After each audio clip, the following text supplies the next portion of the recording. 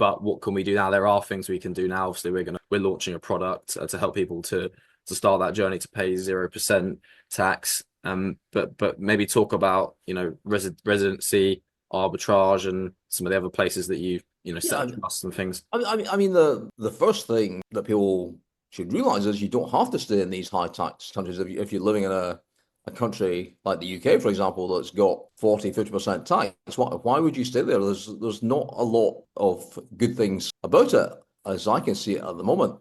You've got high taxes, you've got bad weather, you've got unsafe streets. There are much better places you can go, even nearby in Europe. You can even go to, even if you like the climate, you can go to Ireland and you can use Mm, the non-domicile regime in Ireland, and you can basically stay in Ireland tax-free for life as long as you don't bring your money mm, into the country.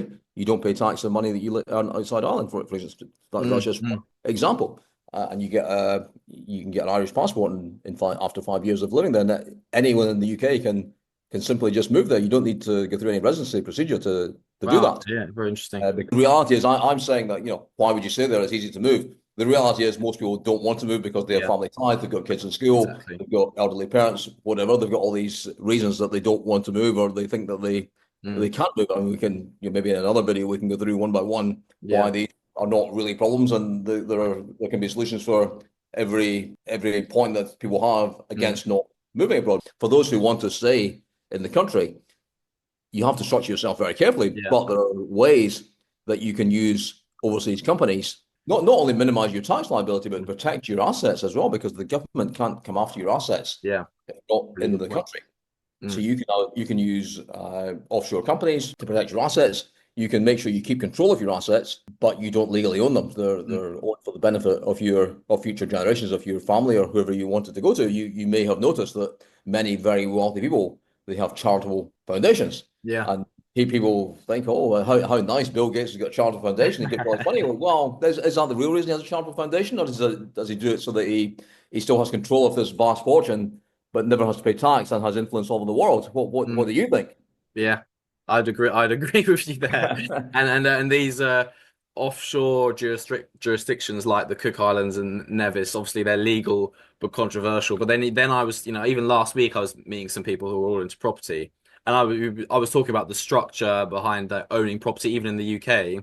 And it's not just one company that owns all of the property investments they have. They have one company at the head. That could be the trust or whatever. And then underneath you have one company owning each property. So you've got Yes, one company per property. So if something goes that, wrong, that, that, that makes basically sense. I nothing can mean, come back to hurt them. But yeah, so yes, because every property is ring fenced in its own limited company, mm, so that if something goes wrong with one building, then you can let not one part of it go, or you can sell. Or it also gives you the advantage of being able to sell the shares in the limited company if you're going to sell the building. And they've changed the rules regarding stamp duty in the UK, mm, several times, and it's not as good as it used to be. But you can still sell the shares in the company, or an interest in the trust, mhm, rather than physically yeah, pay the property to somebody else. So that's certainly something that anyone who owns assets should be looking at. I mean, I know people who, for example, invest in art, and they might buy paintings that are worth several $1 million, and for each painting they have a not only they have mm, a company, they have a trust, and each mm, individual painting can be held in a trust, and the same can be done for if you have yeah, if a private jet, for example, which is a significant investment, that can be held in a trust or a separate company, and mhm, that's a very common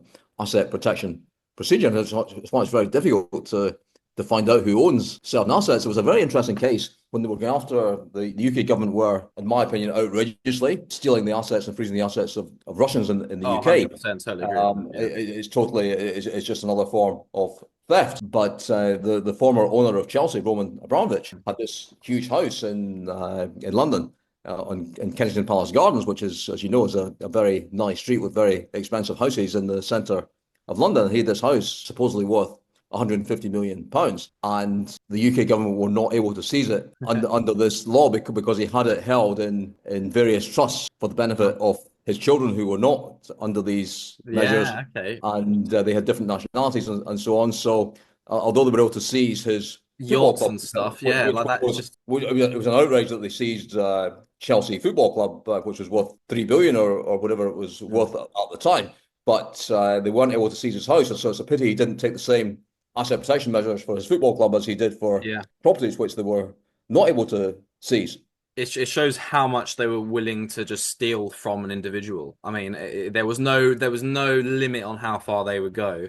And also But just touching on that's the point. If you have immovable assets in any country, the government can and often will come after them, which is why we spoke before about putting protection on if you have real estate in your Mhm. home country, have a mortgage from your offshore company to protect it and make sure that it can't be easily seized. Because if you're sitting there with assets in your house, if you own a property, even if you have things like gold, bank accounts, shares in companies in your home country, where the government can come along at any time and say that you owe X amount of millions in tax. They just make it up as they go along. This has Yeah. happened to me.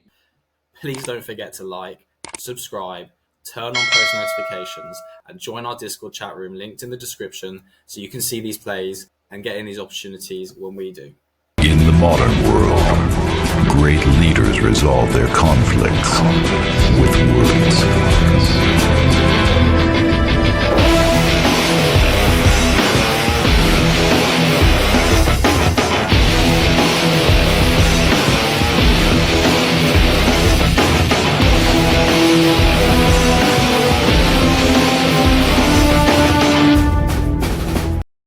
As for me, I like the stock. Order filled.